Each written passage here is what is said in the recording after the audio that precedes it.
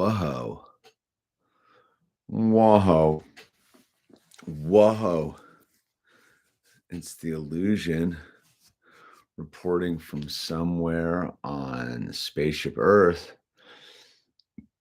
for another Wednesday, dude. Another sober Wednesday has arrived. One more sober Wednesday for many of us. Some of us, it's the first one. Either way, it's our Wednesday. It's our hour dedicated to those who suffer.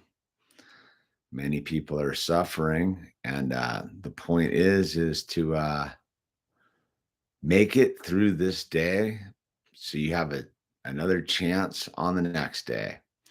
So, with that said, let's open up with the serenity prayer. Get me in the zone. God, grant me the serenity to accept the things I cannot change, the courage to change the things I can, and the wisdom to know the difference. Yeah, dude. The wisdom to know the difference. All right. I think we'll just read chapter 5, how it works. Just get that under our belt. So this is not an AA meeting. This is not affiliated with AA in any way. We are just people here spending an hour together, staying in the solution so that others can find the solution. But I do think that how it works from chapter 5 of the big book, Alcoholics Anonymous, is a great template for solving many, many problems that the individual may find themselves in, right? So here we go. Chapter 5, how it works. Rarely have we seen a person fail who has thoroughly followed our path. Those who do not recover are people who cannot or will not completely give themselves to the simple program. Usually men and women who are constitutionally incapable of being honest with themselves. They're such unfortunates. They're not at fault. They seem to have been born that way. They're naturally incapable of grasping and developing a manner of living which demands rigorous honesty. Their chances are less than average. There are those, too, who suffer from grave emotional mental disorders, but many of them do recover if they have the capacity to be honest. Our stories disclose in a general way what we used to be like, what happened, and what we're like now. If you've decided you want what we have and are willing to go to any length to get it, then you're ready to take certain steps. At some of these, we balked. We thought we could find an easier, softer way, but we could not. With all the earnestness at our command, we beg of you to be fearless and thorough from the very start. Some of us have tried to hold on to our old ideas. The result was nil until we let go absolutely. Remember that we deal with alcohol. Cunning, baffling, powerful. Without help, it is too much for us. But there is one who has all power. That one is God. May you find him now. Half measures availed us nothing. We stood at the turning point. We asked his protection and care with complete abandon. Here are the steps we took, which are suggested as a program of recovery.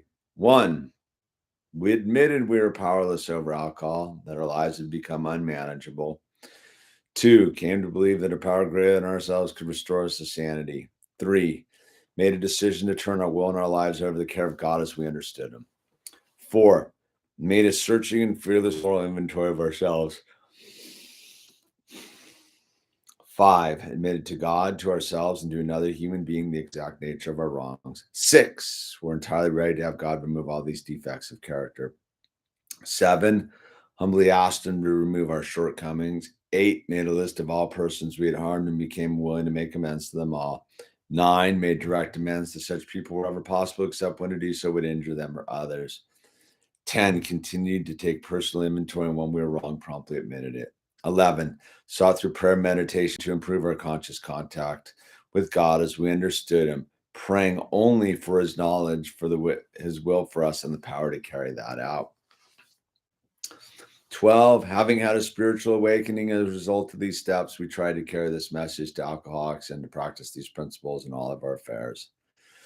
Many of us explain, what in order? I cannot go through with it. Do not be discouraged. No one among us has been able to maintain anything like perfect adherence to these principles. We are not saints. The point is that we're down our guides to progress. We claim spiritual progress rather than spiritual perfection. Our description of the alcoholic, the chapter of the agnostic, and our personal adventures before and after make clear three pertinent ideas. A, that we were alcoholic and could not manage our own lives. B, that probably no human power could have relieved our alcoholism. And C, that God could and would if he were sought. Booyah, dude. Yeah. Powerlessness, dude. That is a powerful, powerful thing to understand, dude. Powerlessness, man. You experience it a lot, dude. It's funny, man. I remember I think people are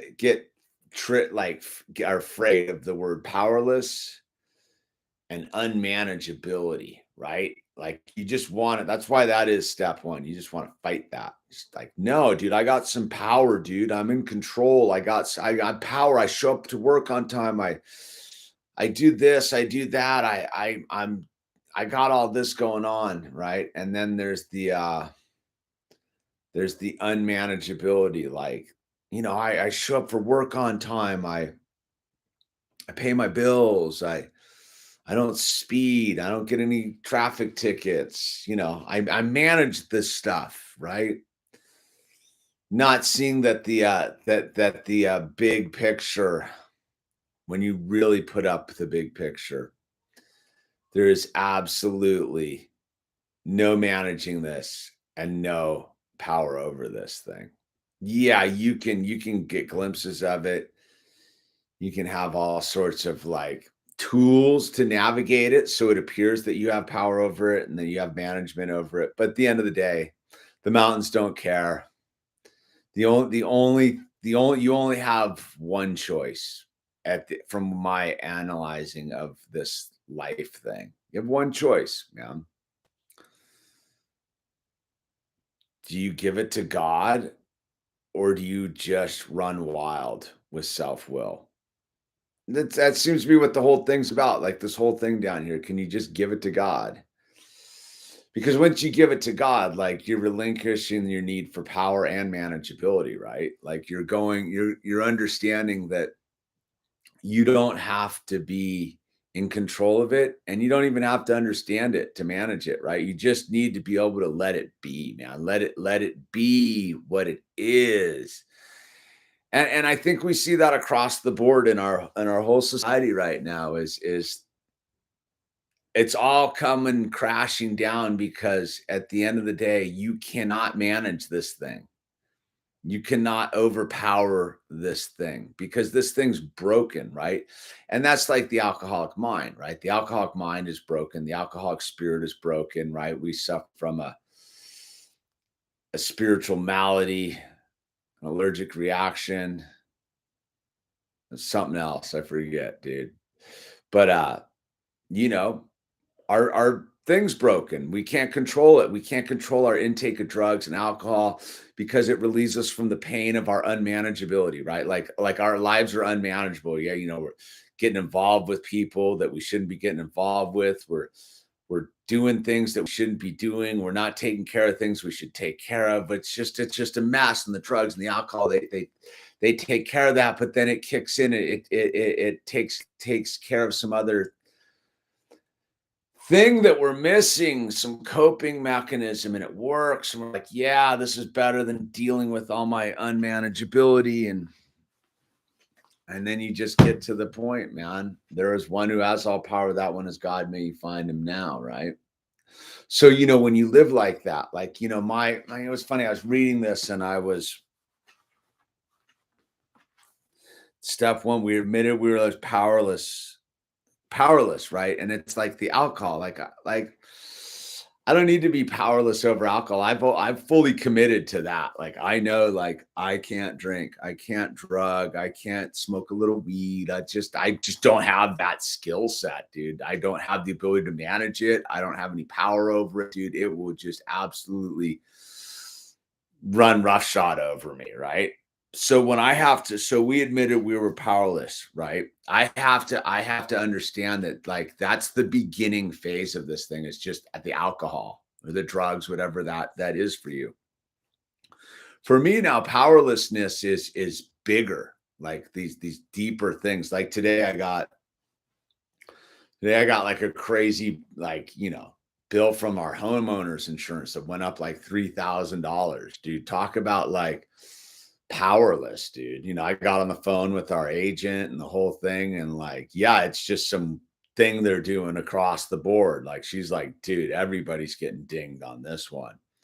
Powerless, right? But the powerlessness, like, I didn't try to manage it, like, in that sense. I was like, okay, I don't have any power over this. So let me give it to God. And God's like, dude, like, now I can help you manage it. Right. Like, because that's the thing, is like my natural reaction is just to be bummed. Like, oh my God, like, this is horrible, bro. Like, nah, we're doomed. We're not going to pull this off. Like, it's a fail. It's a giant fail. Right.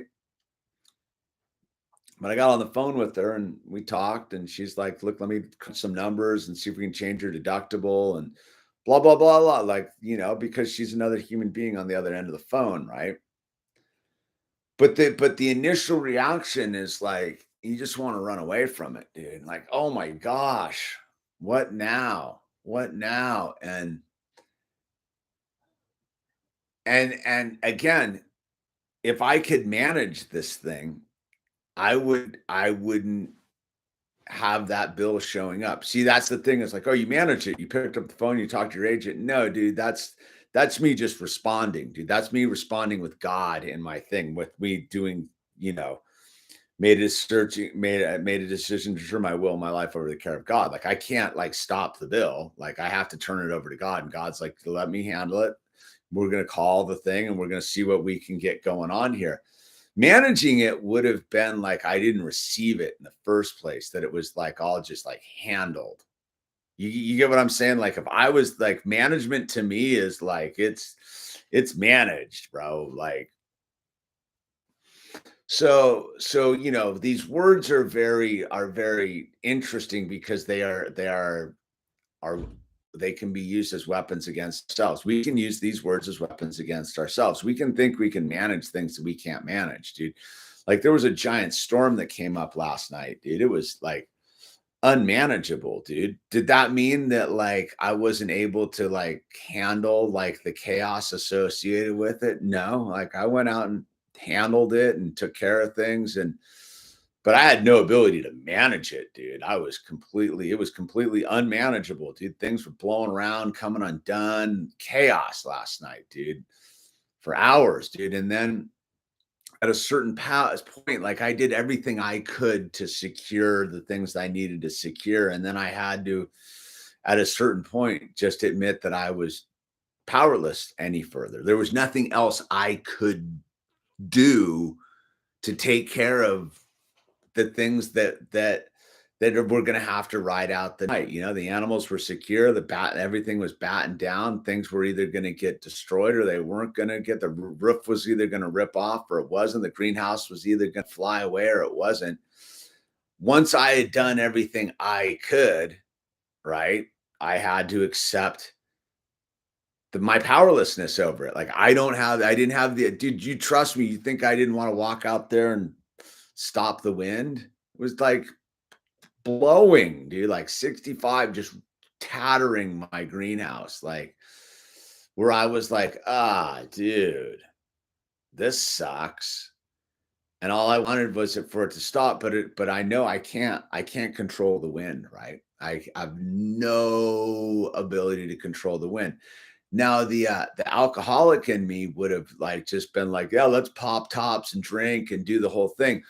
That would have meant me not even being able handling what I needed to handle, stumbling around there in the dark, probably making it worse of it. Dude, blah.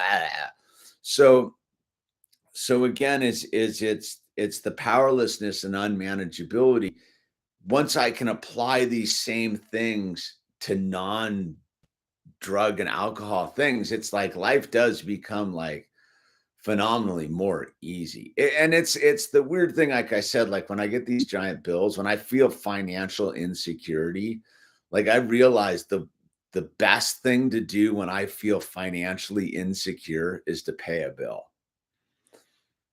It's the weirdest counterintuitive turning it over to God thing. Like whenever I get the fear, and trust me, dude, like it's all over the place, dude. Like so, like when I get the fear, I just pay the bill. I just go pay a bill, man. It's like that action proactively moves the ball forward, right? Because when I get to my, my defects of character, my shortcomings, like it's just like run, dude. Like run, don't do it, dude. And so, I think about this as, sober Wednesday, as we're here for another sober Wednesday. And, I was sitting there minding my own business and I was like, I got to do it, right? Again, unmanageable. It's unmanageable. I don't have to do it, but I'm powerless to it, right? Because again, is my job is right, sought for through prayer and meditation to improve our conscious contact with God as we understand, praying only for His knowledge, for His will, and the power to carry that out, right? Right. So because that's like I'm in God's terms, it's like, yeah, you're going to do this because it's the right thing to do for God, right? Like, because somewhere out there, someone might be suffering and various different ways. That's why this isn't really about alcohol. This isn't about drugs, though that's my predicament because it's my solution, right? I could solve all my problems for like 10 minutes with the right concoction of drugs and alcohol. Will they go away? No. Will they get worse? Absolutely, dude. Like I think that's what the gift of sobriety gives you over the course of time is whatever you thought your problem was, you can fix it now. There's one who has all power, that one is God. May you find him now. You can proactively fix your problem now by just truly accepting it, like accepting the powerlessness of the problem, the unmanageability of the problem. Like that's what a problem is. It's it's unmanaged and it's powerless. So you have to solve it, right? So you have to realize that you through that your way to solve it is to call in your higher power, your God of your understanding, and get back to what we're given by God to solve the problem, right? Like what is it they say? God won't give you more than you can handle. And that's true. Sometimes it feels like it's so big, and then you just go, no, it's not that. It's big for right now, but compared to tomorrow's problem, it's pretty small. Like I can look at my problems I've got now, how I easily kind of handle them. If I'd had these problems when I was like 9 months sober, I would have drank again. Like you don't like the problems I had at 9 months sober compared to the problems I have now are exponentially crazier, dude. Like, like it's just that unmanageable. Because if it was manageable, it would be like dumb, dumb simple, dude. And it is for all intents and purposes because I can admit that I'm powerless. Like it's like that weird paradoxical thing. Like the simplicity to the problem is to admit that you're powerless over the problem, that you don't have any power over the problem. And that's when you go, okay, since I don't have any power over a problem, well, what am I going to do? And then you go, okay, God, just like let me be calm enough to get my download, to go to my intuition, to tap into my character attributes, my skill set, and maybe ask someone for help. Like that's what I said when I got the giant bill today. I was like, I'm just gonna have to call my insurance agent, dude, and ask her for help, dude. You know what I mean? No, there's no shame in that. Like, that's what she's there for, dude. She's super cool, dude. She's like, let me start crunching numbers, man. And so when I think about this whole rig that we're in, man. It's just about and I've been, this is like a broken record. This is like on my other videos. It's just about taking responsibility for yourself, man. That's it. It's like the big secret, dude. Just take responsibility from yourself. And I think that, like, I see a lot of the problems of the world right now that everyone's facing through the lens of alcoholism as a recovering alcoholic, dude. Not recovered, recovering, because I know that all problems are solved by facing myself. All problems are solved by facing myself. And when I face myself, I realize that, like, I've overwhelmed. I'm way past my capacity, dude. And that's when I go, okay, like, that's okay. Like, all right, God, like, what are we doing? And God's like, dude, you got this. Let me show you how to do it. And so, yeah, you can look out the window or flip on the screens or see whatever, and that's just another, like, me, like, yeah, I'm an alcoholic. Like, yeah, I don't smoke crack anymore, or bong hits, or pound Jack Daniels, dude. Like, I watched like I watched frontline analysis of the wheat fields of Eastern Europe, dude, and, like, horrify myself. Like, why? Because, like, I'm addicted to that. The fear, right? The fear of it all. Like, the walls are crashing, the sun's zooming in, meltdown expected. I know it's all a joke. Like, I know that I'm not getting a free pass. And I think that that's the rub with the whole thing, is once you realize you're not getting a free pass, you might as well just sober up, dude. Like, once you realize that, like, it's not ending in a blink of an eye, dude. At least not the way you think it's gonna, dude. Like, that's the irony of the thing. It's like how many stories have you heard where the drunk driver is the only one to survive, right? How many times is the only it's like that. You ever seen that crazy movie with the airplane pilot who crashes the airplane drunk, dude? Like, and he's got to face the thing, dude. What is that crazy movie, dude? What is that? That's the movie's nuts, dude. I highly recommend it. Wait, well, hold on. I gotta find that. Movie drunk airline pilot.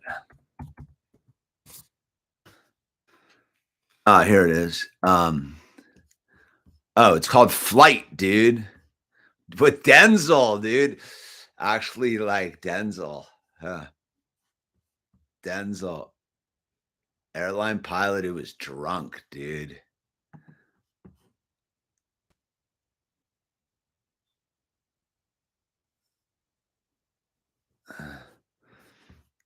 Airline pilot who was drunk, dude.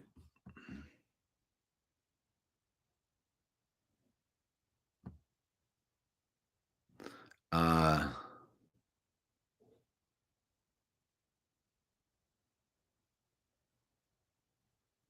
yeah, that's a good movie, dude. That is a good fight, man. Again, from because it couldn't be any more. That's what it is, dude. Like, you don't like, and I think that that's what we're all facing across the board. Like, we're not getting out of here with the big free pass, with the blue helmets and the lead distribution and the. It's like, you're not getting away from it with your bongs and your mushrooms and your namaste, dude. There's no escaping it. Our mission down here on life is to face our failure as beings and go back to grace. Like, we've failed. But I didn't fail. Like, yeah, dude, if you haven't admitted, like, your deepest failure at this game, I can't even help you, dude. Like, but that's the hard part. That is why that is step 4. Because it's not that easy to admit that you're the root of all your problems, dude. How you've handled all your problems is why you have a problem. The problem isn't, like, I always tell, having children, right? I always tell them, I go, it's not the crime, it's the cover up, man.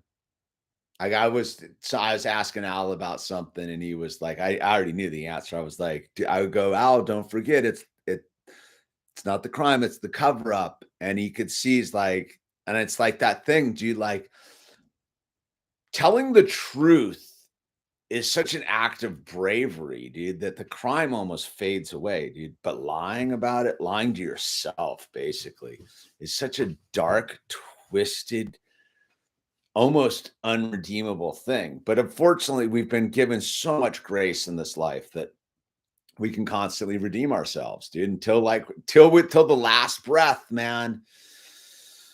Till the last breath, right? So instead of waiting till the last breath, like face it right now. Face the addiction, the powerlessness, the thing. And again, it's like, yeah, just because you're not smoking crack doesn't mean that you don't have the thing.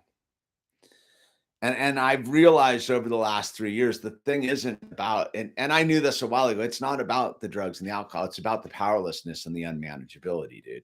It doesn't matter if it's like, dude, I have trouble still with sugar, dude. Like, yeah, like I've cleaned up my sugar, dude, like as much as I can. I don't eat high fructose corn syrup and all that stuff. I had some Valentine's Day candy, dude. It like poisoned me, dude. I got like it scared me, dude. I didn't like it at all, dude. You know? And so, it's all these things, pizzas, relationships, dramas, the whole thing. And it's how do you know if you've got a problem? Well, take a look at your life and be like, am I thriving right now? Am I thriving in my life? Or am I just accepting this beat down status quo reality, dude?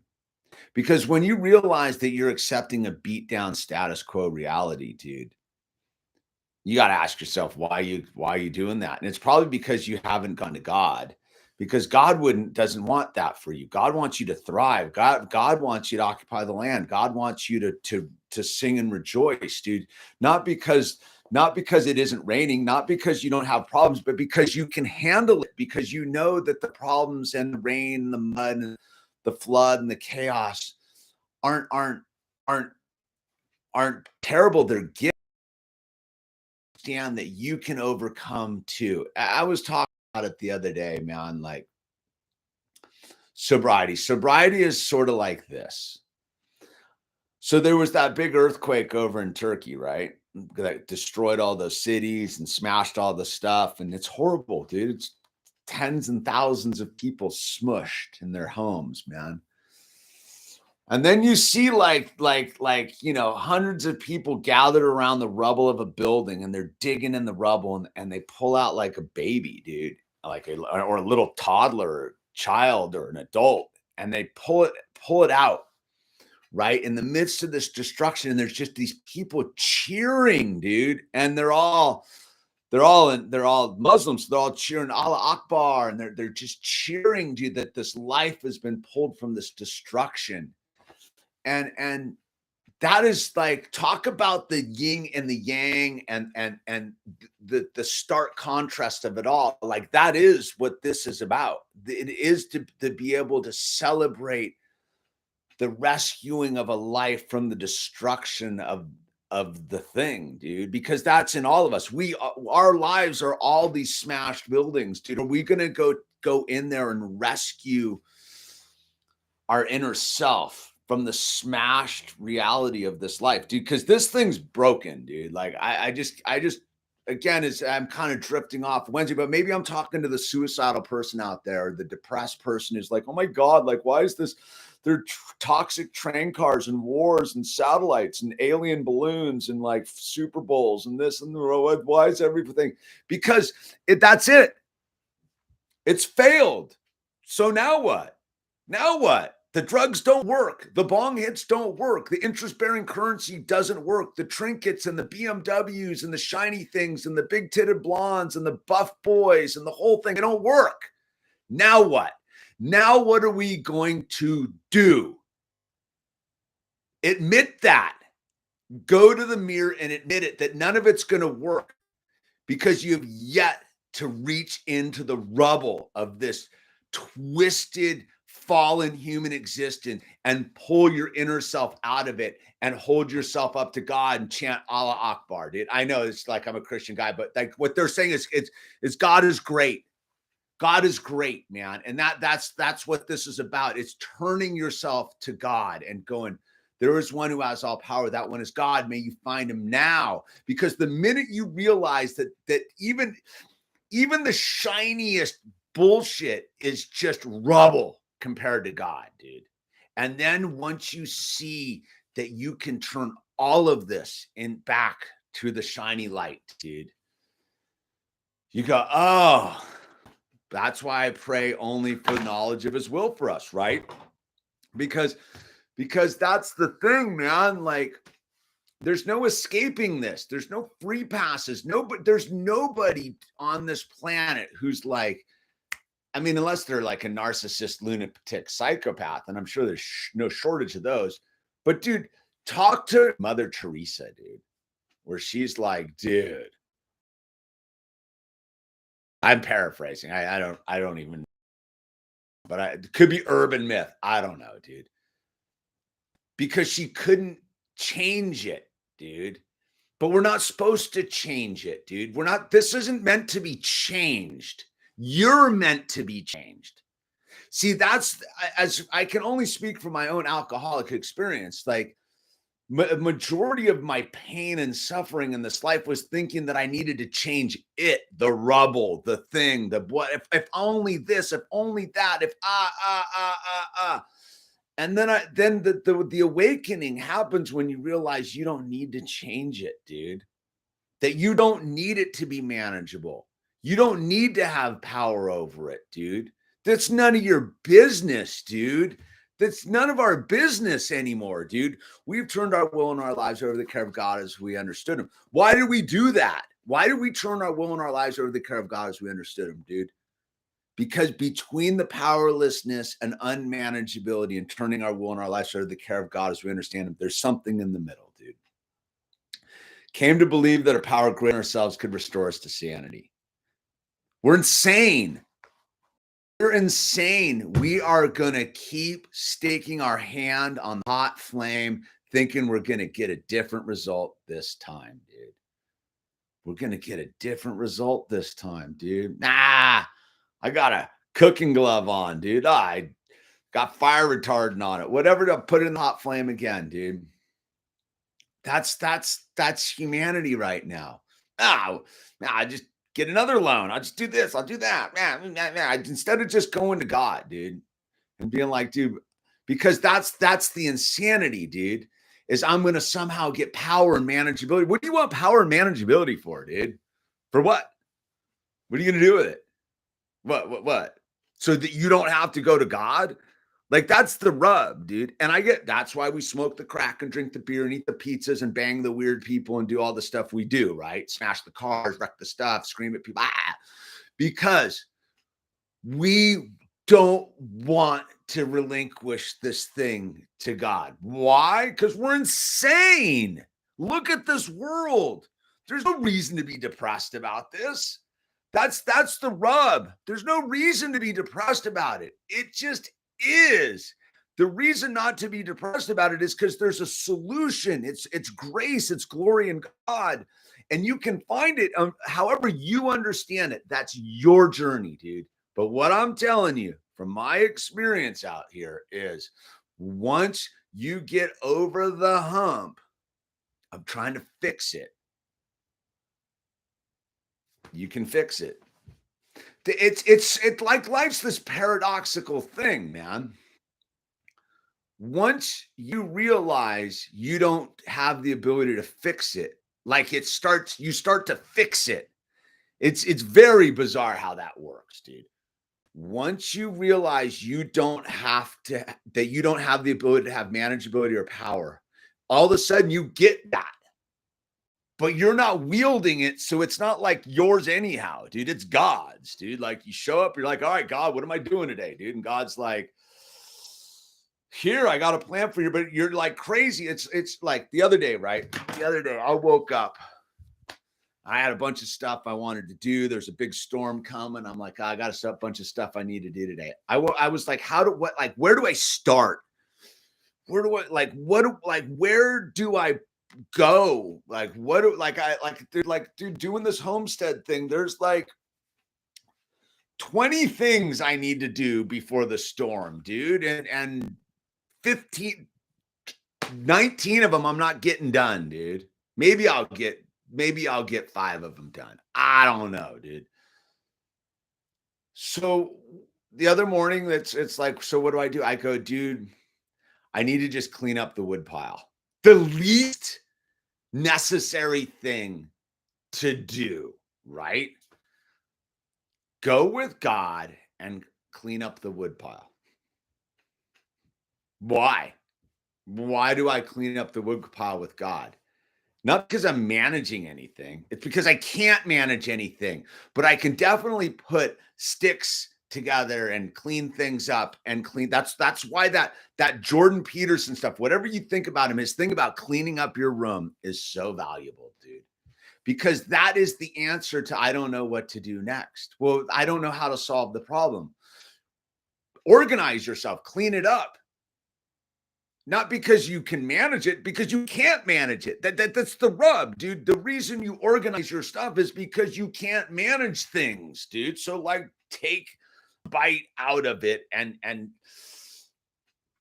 so, for example, when I got the big bill today, dude, I didn't call the gal, my thing. I felt the feeling of impending doom. I was like, all right, this is the feeling of impending doom. This is like, I want to get cranky about it. Like, we're doomed. What, this sucks.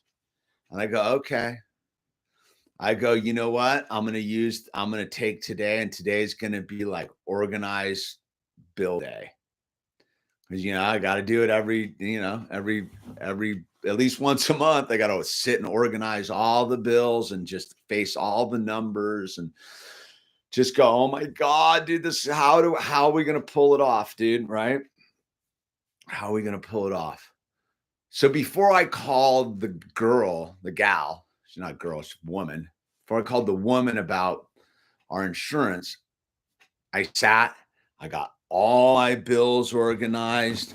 I got everything in order, dude. I got March all organized. Everything's all laid out for March. I got all my stuff all in chronological order, dude. I got my system all rebooted. I finished that. I paid a bill. I paid some gas bill, some other bill I didn't need to pay. I just was like, oh, I got to do the proactive thing, right? And then I called. Why did I call? Because once I'd fiddled with the papers, right, and done some cursory organizing, I didn't need to be in charge anymore.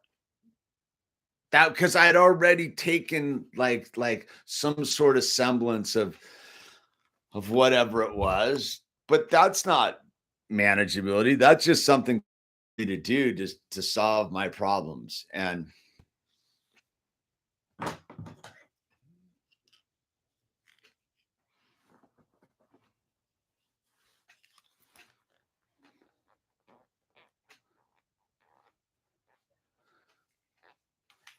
so, here we are. Here we are at 7:15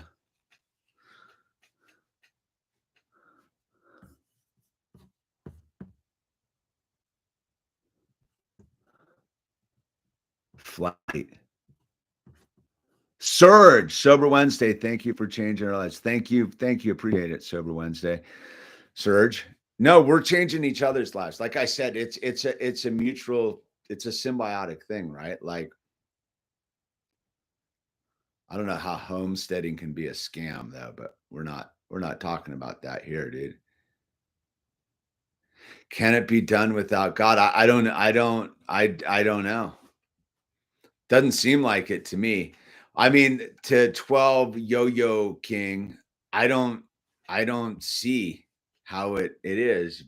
I mean, sure. I mean, you can look, this is the way I kind of think about it, like a little bit. Like you can, and I've used this analogy before. You can like play in the sandbox and make bitchin' sand castles and get the molds and the skills and make mermaids and do the whole sandcastle building thing, right? Just call that life without God. Call that life without God, man. Just I'm building sandcastles. Life with God is you get to like be like a co-pilot into the architecture of the universe. Like you get to be into the divine control panel, dude. You don't get to fly the plane, dude, but you get to see what's under the hood to your limited ability, man. So yeah, I mean, if you don't want God, like that's fine. I don't understand why people don't like why you wouldn't want to empower yourself. And I get why most people don't want to have God. It's the same reason like I smoked crack and drank beer and got loaded and that because in order to truly have a relationship with God, you have to admit to God who you are, right? And when you admit to God who you are, you can't BS it, dude. Because it's God. It's the rub, dude. It's God. You can far out aliens. Appreciate it. Woot woot. Um, how long ago did you start sober Wednesday? What are we on 2 years now? At least 2 years.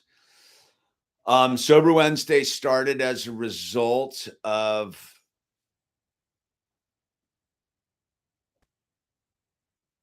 the creator already knows who you are, but do you know who you are before the creator? That's the rub, Ben. The creator already knows who you are. You're the one running from yourself. That's the point, dude. Like there's no one hiding from God except you. So I mean it's that weird thing, right? It's I get it. Who wants to face their truth? Because we're all got darkness in our heart, man, just as much as we got beauty, dude. It's a tough gig, man. It's a tough gig down here, dude. Trust me. Like, it is. We all know it is. So back to ALH1415.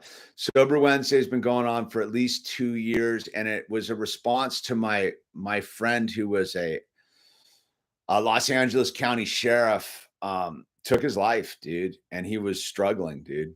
He was struggling with things, whatever. It's not for me to really talk about, but he was struggling with things, and he was a super cool dude, man.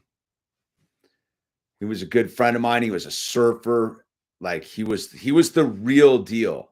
Like if you wanted to, like if you ever knew, he was a 3-stripe, like I guess that's a sergeant in the sheriff's department. This dude was like the real deal, man. But at the end of it, he went up a canyon by himself one night and blew his brains out, dude. He had all of our numbers. He had my number. He had all of our numbers, man.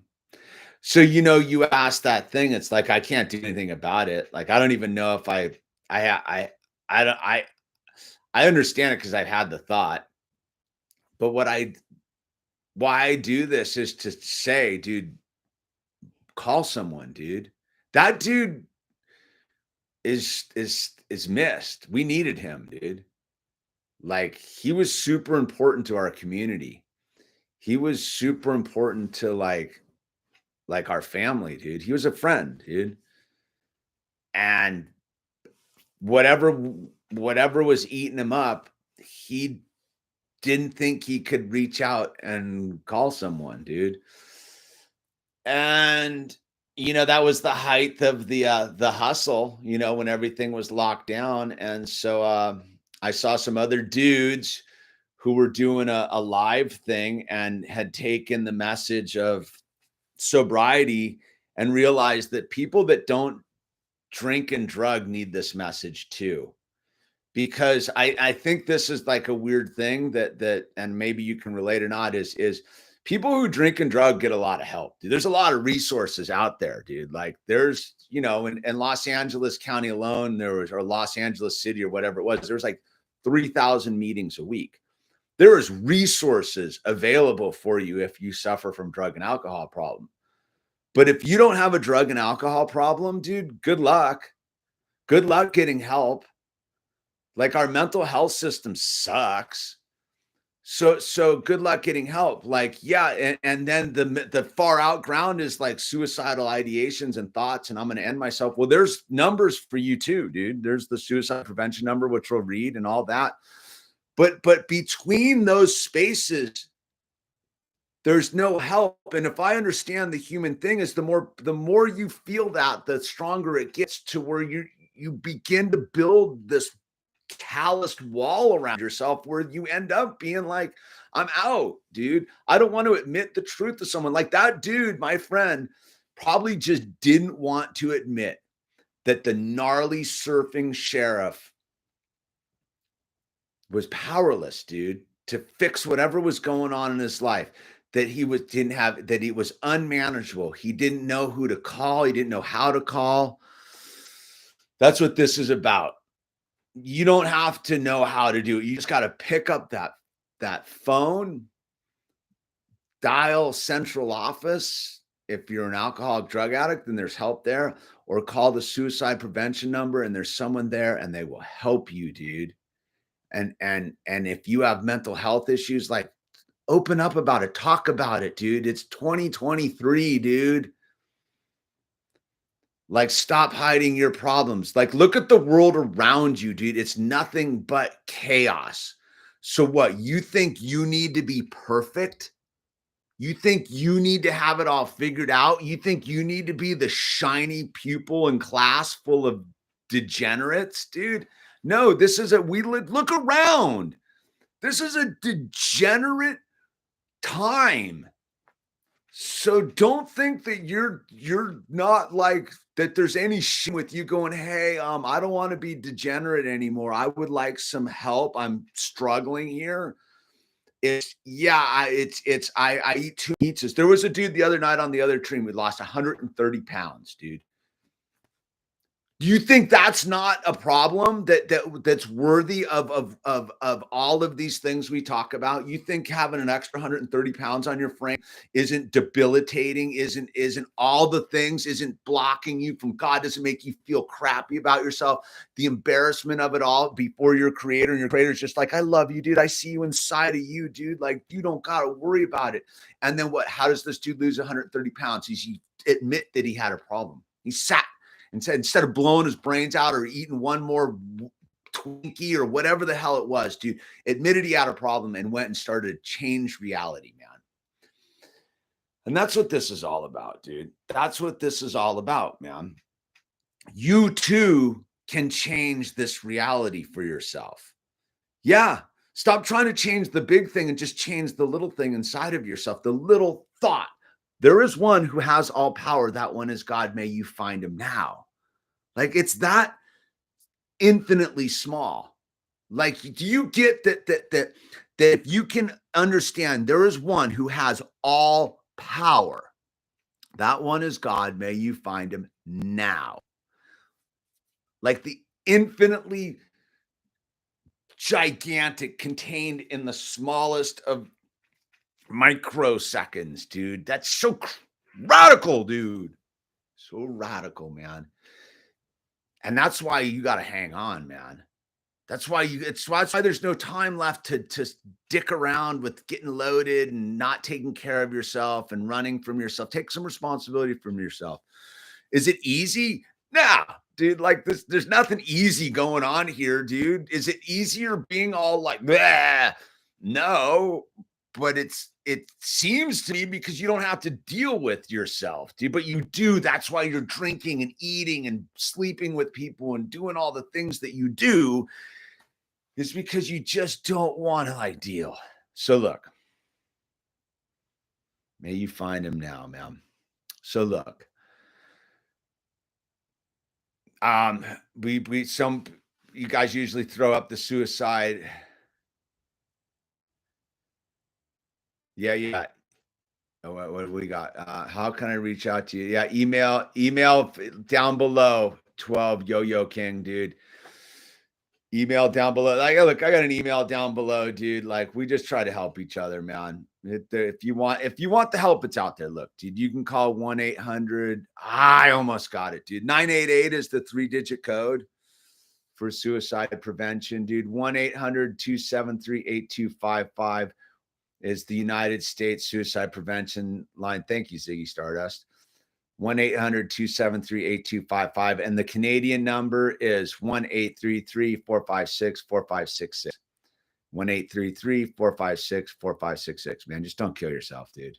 Trust me, bro. Like, I get it. We've all been there. Maybe we all haven't. I don't know, dude. A lot of us have. Put it that way. The all, I shouldn't use the all. And so, what I would say is like, dude, all you got to do is get through tonight, man. Tomorrow's a new day, dude. And how am I going to pick up the phone? How am I going to call those numbers, dude? Like, look, dude, that's what those numbers are there for, dude. You're anonymous. You just got to call, dude. I'm telling you, the act of reaching out, dude, will change your universe, dude. The act of asking for help will change your reality because that means you admitted it. Do you get that? Like, if you don't take the action, you can't admit the truth. It's like this weird thing. It's like, if you admit the truth, it solves the problem. So remember when I had I'll try to do this real quick. Remember when I was suffering from depression? Most of my life, I was 9 years sober, couldn't figure out what was going on, suffering from depression. I went to a meeting, this huge meeting. I don't know, dude, but and I shut down this channel for like 3 months. I had put that crazy video up, dude, where I admitted, like, I suffer from depression. Like, who wants to admit that? But you know what? The moment I admitted that truth to myself, to you, to God, to everybody, it's like the 10,000-pound weight came off my shoulder. I've never really felt that again, dude. It was self-inflicted. I was depressed because I just didn't know I was depressed. If that makes any sense. Like, it's no like the addiction and thing. I didn't know I was addicted because I was addicted. Like, and so I would say is you may not think that you're going to pull the trigger or do the thing, but you know that something's going wrong. Just admit it and call one of these numbers, dude, and just talk to someone and be like, oh, okay, like, I'm not going to do it. Like, that's great news too, dude. Like, do you realize if you're at the wit's end of the whole thing and you're just out of answers and you call the 1-800-273-8255 in the United States of America, or the 1-833-456-4566, and you get on the phone with these people and you're like, and they talk to you and they talk you down, and you finally are at the thing. It's like, dude, I'm not suicidal. Dude, that's worth the phone call in itself, dude. And if you are, they'll get you help, man. Like, that's the thing, dude. The help is out there, dude. It's out there. So again, it's like practical advice, right? How do I do this? I don't know. Just get on your knees. You don't even have to believe in God yet, dude. Like, that's the gig, dude. Like, if you don't have God in your life yet, that's fine, dude.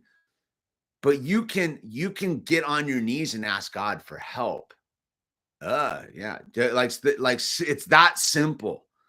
Like, if you're at the end of your ropes right now, if there's a 10,000-foot tidal wave of life bearing down on you, dude, and it's all out of control and it's all powerless and and you're just like, literally, you can get down on your knees and just truly ask God for help.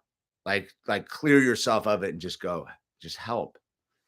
And then pick up the phone, dude, and watch your life change, man. That's how it happened for me, dude. 13 years ago, I begged God for help. And then next thing you know, 2 dudes, David and Joe, pulled up in front of a liquor store and parked crooked. Saved my life, man. God sent 2 dudes, 2 sober dudes, for me to ask help from. Boom. So with that said, Ziggy, I'll remind, maybe I'll tell the whole story once again next week, dude. The whole Joe story. It's in there. It's in my playlist somewhere. I do tell the story. It's like a 2 or 3 parter, but maybe I'll tell that story, dude. So it's a good one, dude. I didn't know where it was going. I was sort of, I see it. You just never know. So anyway, with that said, there's the suicide prevention numbers, 1-800-273-8255, 1-833-456-4566 if you're in Canada. 988 is the 3-digit code. Also, if you're a drug addict or alcoholic, you can type in your town central office and you get a bunch of numbers and all that kind of stuff. And just pick up the phone, dude. With that said, let's go out with the serenity prayer. God, grant me the serenity to accept the things I cannot change, the courage to change the things I can, the wisdom to know the difference. Amen. Thanks for all hanging out for me tonight, man. I appreciate you giving me the opportunity to remain sober one more Wednesday. Good night.